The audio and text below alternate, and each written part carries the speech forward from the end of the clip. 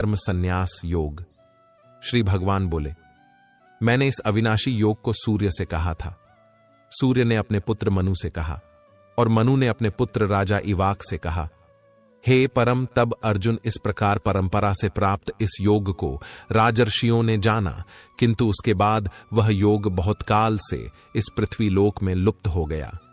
तू मेरा भक्त और प्रिय सखा है, इसलिए यह पुरातन योग आज मैंने तुझको कहा है, क्योंकि यह बड़ा ही उत्तम रहस्य है, अर्थात गुप्त रखने योग्य विषय है। अर्जुन बोले, आपका जन्म तो अभी हाल का है और सूर्य का जन्म बहुत पुराना है, अर्थात कल्प के आदि में हो चुका था। तब मैं इस बात को कैसे समझूं कि आप ही ने कल्प के आदि में सूर्य से यह योग कहा था। श्री भगवान बोले, हे परम तप अर्जुन, मेरे और तेरे बहुत से जन्म हो चुके हैं, उन सबको तू नहीं जानता, किंतु मैं जानता हूं। मैं अजन्मा और अविनाशी स्वरूप होते हुए भी तथा समस्त प्राणियों का ईश्वर होते हुए भी अपनी प्रकृति को अधीन करके अपनी योग माया से प्रकट होता हूं। हे भारत, जब जब धर्म की हानि और अधर्म की वृद्धि होती है, तब तब मैं अपने रूप को रचता हूं, अर्थात साकार रूप से लोगों के सम्मुख प्रकट होता हूं। साधु पुरुषों का उद्धार करने के लिए, पाप कर्म कर वालों का विनाश करने के लिए और धर्म की अच्छी तरह से स्थापना करने के लिए मैं युग युग में प्रकट हुआ करता हूं। हे अर्जुन, मेरे जन्म और कर्म दिव्य है, अर्थात निर्मल और अलौकिक है।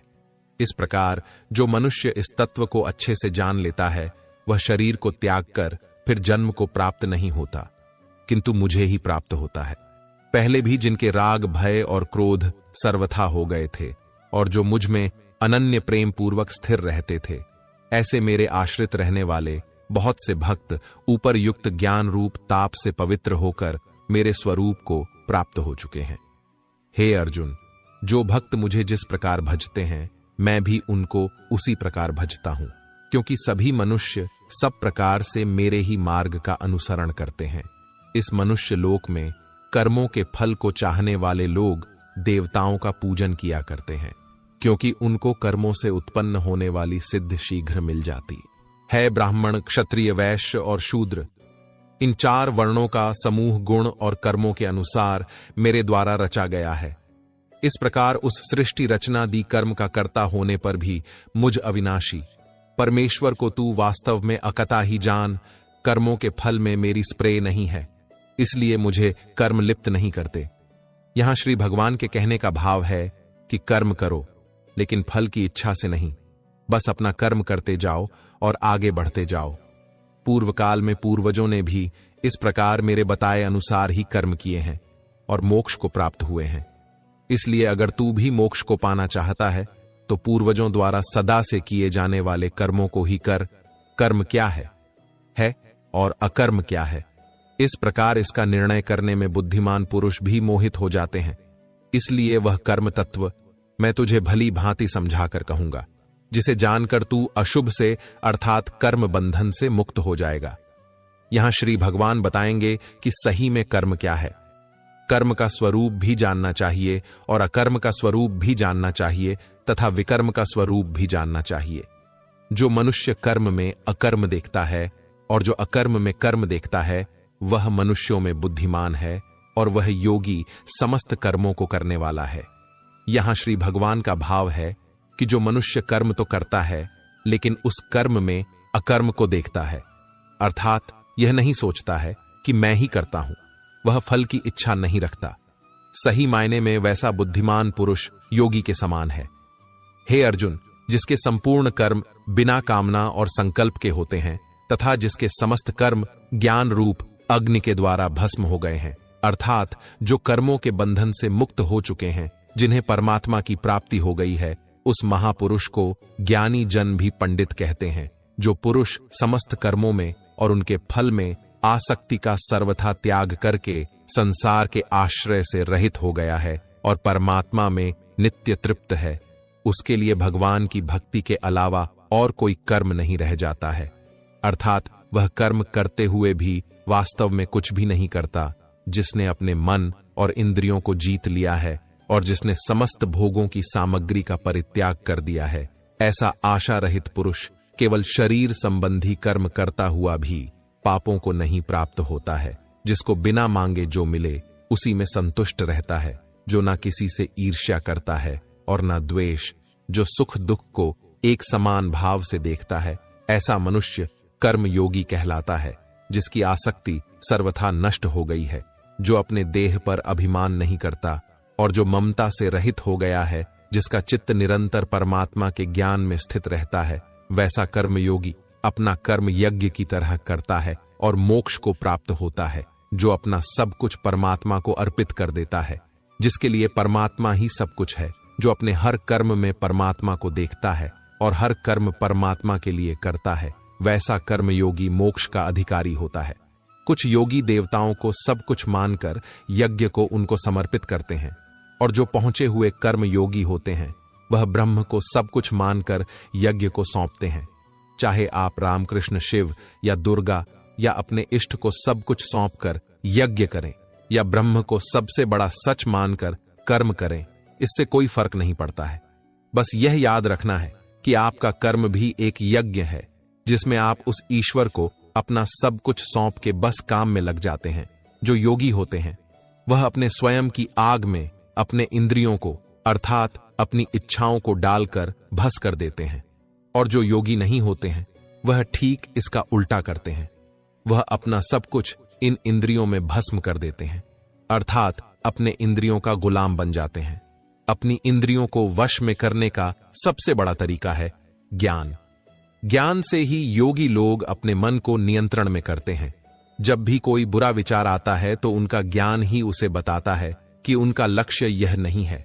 कई पुरुष द्रव्य संबंधी यज्ञ करने वाले हैं, कितने ही तपस्या रूप यज्ञ करने वाले हैं, तथा दूसरे कितने ही योग रूप यज्ञ करने वाले हैं।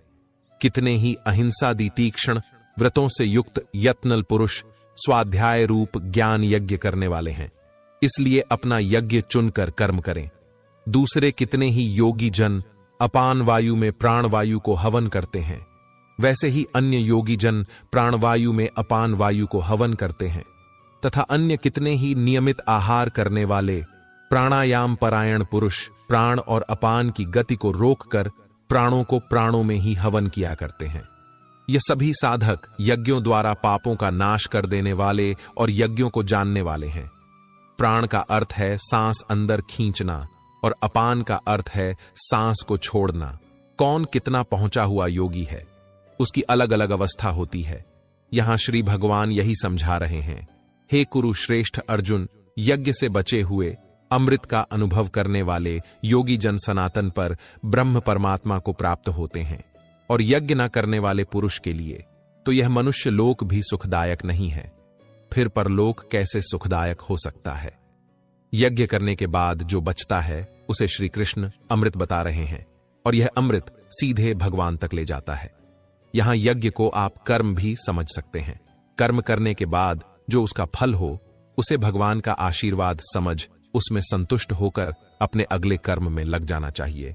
इसी प्रकार और भी बहुत तरह के यज्ञ वेद की वाणी में विस्तार से कहे गए हैं। उन सब को तू मन इंद्रिय और शरीर की क्रिया द्वारा संपन्न होने वाला जान। इस प्रकार तत्व से जानकर उनके अनुष्ठान द्वारा तू कर्म बंधन से सर्वथा मुक्त हो जाएगा, अर्थात तू परमात्मा को प्राप्त हो जाएगा।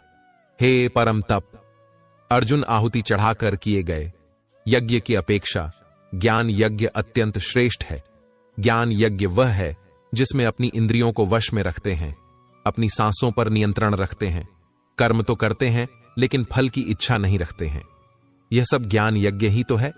ज्ञान यज्ञ हमें सीधे ईश्वर से साक्षात्कार कराता है, हमें उनसे जोड़ता है। उस ज्ञान को तू तत्वदर्शी ज्ञानियों के पास जाकर समझ, उनको भली भांति दंडवत प्रणाम करने से, उनकी सेवा करने से और कपट छोड़कर सरलता पूर्वक प्रश्न करने से वे परमात्मा तत्व को भली भांति जानने वाले ज्ञानी महात्मा तुझे उस तत्व ज्ञान का उपदेश देंगे, जिसको जानकर फिर तू इस प्रकार मोह को नहीं प्राप्त होगा। तथा हे अर्जुन, उस ज्ञान को प्राप्त करके उस पर अमल करके तू परमात्मा को प्राप्त हो जाएगा। यदि तू अन्य सब पापियों से भी अधिक पाप करने वाला है तो भी तू ज्ञान रूप नाव द्वारा परमात्मा की भक्ति करके पाप रूपी समुद्र से तर जाएगा। क्योंकि हे अर्जुन, जैसे प्रज्वलित अग्निधन को भस्मम कर देता है, वैसे ही ज्ञान रूप अग्नि संपूर्ण कर्मों को भस्ममय कर देता है और मनुष्य परमात्मा को प्राप्त हो जाता है। इस संसार में ज्ञान के समान पवित्र करने वाला निसंदेह कुछ भी नहीं है।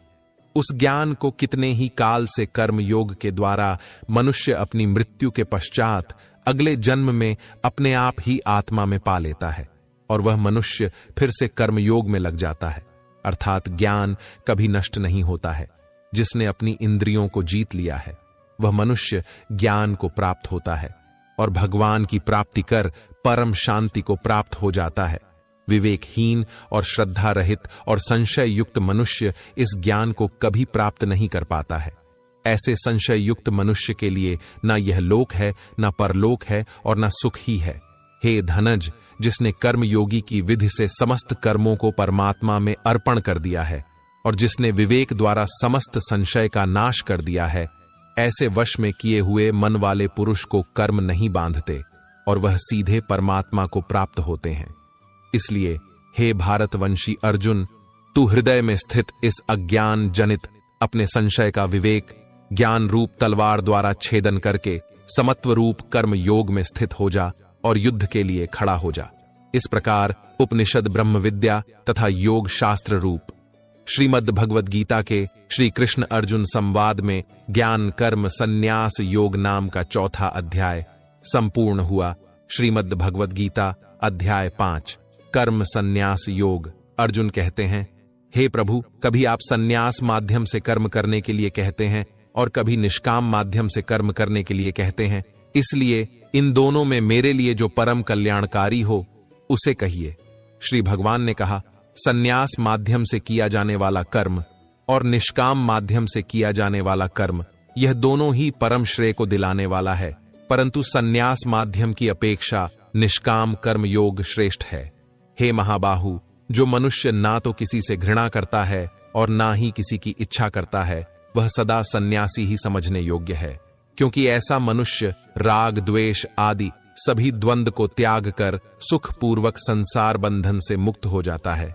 अल्पज्ञानी मनुष्य ही सन्यास योग और निष्काम कर्म योग को अलग अलग समझते हैं, ना कि पूर्ण विद्वान मनुष्य, क्योंकि दोनों में से एक में भी अच्छी प्रकार से स्थित पुरुष परम सिद्धि को प्राप्त होता है।